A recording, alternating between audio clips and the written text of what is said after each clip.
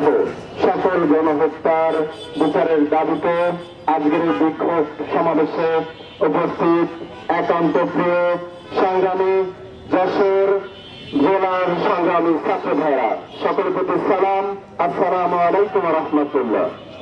আপনারা সবাই অবগত আছেন আমরা কি জন্য আজ কি উদ্দেশ্যে এখানে সমবেত হয়েছি।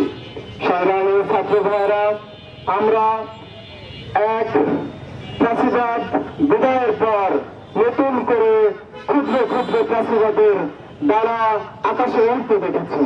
প্রিয় সংগ্রামী ছাত্র ভাইরা, আমরা যারা এখানে উপস্থিত হয়েছি, আমরা ছাত্র সমাজের পক্ষ থেকে আমাদের বর্তমান সময় অন্তর্বর্তীকালীন সরকারদেরকে আহ্বান জানাতে চাই।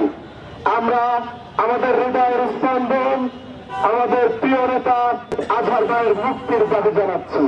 আপনারা যারা বর্তমান সরকার কর্মপরিষদ রয়েছেন তাদেরকে বলতে চাই, আমরা যারা এখানে উপস্থিত হয়েছি আমাদের অন্তরের পাঁচ বোঝার চেষ্টা করুন। যদি আপনারা সেটা না করেন, শুধু তাল বাহানা করে পরবর্তী শুনানি, পরবর্তী বেঞ্চ বিভিন্ন তাল বাহানা করতে থাকেন, তাহলে ছাত্র সমাজ এর জবাব দিতে সদা সর্বদা প্রস্তুত। সংগ্রামী ছাত্র ভাইরা, আমরা আজকে যারা এখানে সমবেত হয়েছি, আমরা শুধু বলতে চাই, আমরা যারা এখানে আছি আমরা দেখেছি বিগত দিনে আমাদের দেশ আজ 54 বছর স্বাধীনতা অর্জন করেছে, কিন্তু প্রকৃত স্বাধীনতার স্বাদ আমাদের দেশের মানুষ পায়নি।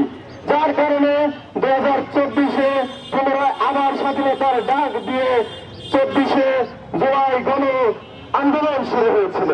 যে আন্দোলনে ফ্যাসিবাদ এক গণহত্যা চালিয়েছিল।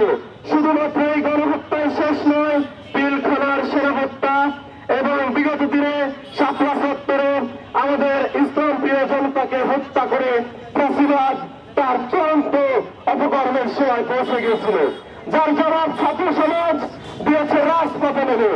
আমরা ছাত্ররা পড়ার টেবিলেই থাকতে চাই, আমরা রাজপথে আসতে চাই না।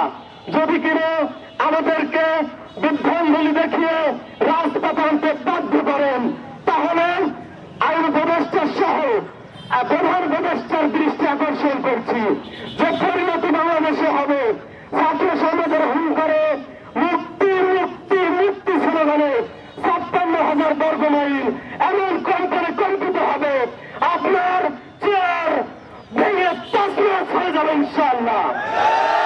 সংগ্রামী ছাত্র ভাইরা, আপনারা যারা এখানে উপস্থিত হয়েছেন, আমাদের প্রিয় নেতা আজহারুল ইসলাম ভাইয়ের যদি মুক্তি আগামীকাল যে বেঞ্চ বসার কথা রয়েছে সেখানে সিদ্ধান্ত না হয়, তাহলে পুনরায় যে কেন্দ্রীয় কর্মসূচি আসবে, এই কর্মসূচিতে নিজের জীবন বাজি রেখে যদি রাজপথে নেওয়ার প্রয়োজন হয়, আপনার সাথে প্রস্তুত আছেন তো ইনশাআল্লাহ। প্রিয় উপস্থিতি, আমরা সকলকে ধন্যবাদ জানিয়ে পুনরায় কেন্দ্র ঘোষিত কর্মসূচিতে অংশগ্রহণ করার